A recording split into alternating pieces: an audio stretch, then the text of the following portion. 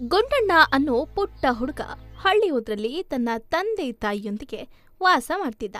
ಅವನ ಕುಟುಂಬ ಕೃಷಿಯ ಮೇಲೆ ಅವಲಂಬಿತ ಆಗಿತ್ತು.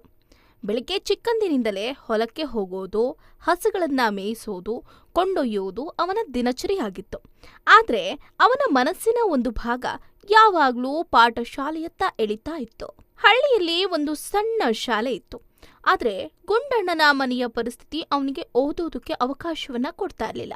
ಒಂದು ದಿನ ಹಳ್ಳಿಗೆ ನೋನಪ್ಪ ಮಾಸ್ತ್ರು ಅನ್ನುವ ಹೊಸ ಶಿಕ್ಷಕರು ಬರ್ತಾರೆ. ಅವರು ಮಕ್ಕಳನ್ನ ಉಚಿತವಾಗಿ ಓದಲಿಕ್ಕೆ ಪ್ರೇರೇಪಿಸ್ತಾರೆ. ಗುಂಡನ ಮನಸ್ಸು ಅವರ ಮಾತುಗಳಿಂದ ಉತ್ಸಾಹಗೊಂಡು ಬಿಡುತ್ತೆ. ಆದ್ರೆ ಮನೆಗೆ ಬಂದು ಈ ವಿಷಯ ಹೇಳಿದಾಗ ಅವನ ತಂದೆ ಕೃಷಿ ನಮ್ಮ ಜೀವನ, ಓದು ನಮ್ಮ ಕೆಲಸ ಅಲ್ಲ ಅಂದ್ಬಿಡ್ತಾರೆ. ಆದ್ರೆ ಗುಂಡಣ್ಣ ನಿರ್ಧಾರ ಮಾಡಿದ್ದ. ಹೊಲದ ಕೆಲಸವನ್ನ ಮಾಡ್ತಾ ರಾತ್ರಿ ಬೆಳಕಿನಲ್ಲಿ ಅಧ್ಯಯನ ಮಾಡಬೇಕು ಅಂತ ನಿಶ್ಚಯ ಮಾಡಿಕೊಳ್ತಾನೆ. ಮಾಸ್ತರರ ಸಹಾಯದಿಂದ ಅವನು ಬಿಟ್ಕೊಡದೆ ಓದಲು ಪ್ರಾರಂಭ ಮಾಡ್ತಾನೆ.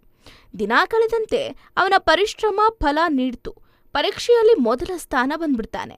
ಹಳ್ಳಿಯವರು ಅವನ ಪ್ರತಿಭೆಯನ್ನ ಮೆಚ್ಚಿಕೊಂಡು ಕೊಂಡಾಡ್ತಾರೆ.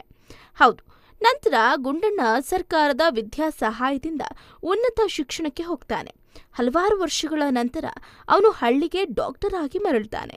ಈಗ ಹಳ್ಳಿಯ ಎಲ್ಲಾ ಬಡ ಮಕ್ಕಳು ಗುಂಡಣ್ಣನಿಂದ ಪ್ರೇರಿತವಾಗಿ ತಮ್ಮ ಕನಸುಗಳತ್ತ ಹೆಜ್ಜೆ ಇಡುವುದಕ್ಕೆ ಪ್ರಾರಂಭ ಮಾಡ್ತಾರೆ. ಬೇಲಿಯಿಲ್ಲದ ಮನಸ್ಸಿಗೆ ಕನಸುಗಳ ಹಾದಿಯನ್ನ ತಲುಪಬಹುದು.